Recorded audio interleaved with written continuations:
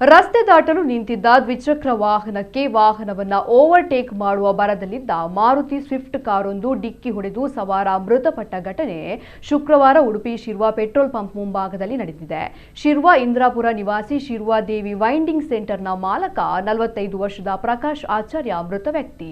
ಇವರು ಕುತ್ಯಾರ್ ರಸ್ತೆಯಲ್ಲಿ ತನ್ನ ಮನೆ ಕಡೆ ತೆರಳಲು ಮುಖ್ಯ ರಸ್ತೆ ಬದಿ ನಿಂತಿದ್ದು, ಬೆಳ್ಮಾನ್ ಕಡೆಯಿಂದ ವೇಗವಾಗಿ ಬಂದ ಕಾರು ಬೇರೊಂದು ವಾಹನವನ್ನ ಓವರ್ಟೇಕ್ ಮಾಡಿ ವಿರುದ್ಧದ ದಿಕ್ಕಿನಲ್ಲಿ ಬಂದು ಸ್ಕೂಟಿಗೆ ಡಿಕ್ಕಿ ಹೊಡೆದಿದೆ. ಇದರ ಪರಿಣಾಮ ಸ್ಕೂಟಿ ಸಂಪೂರ್ಣ ನಜ್ಜುಗುಜ್ಜಾಗಿದ್ದು ಸವಾರ ಗಂಭೀರ ಗಾಯಗೊಂಡಿದ್ದರು.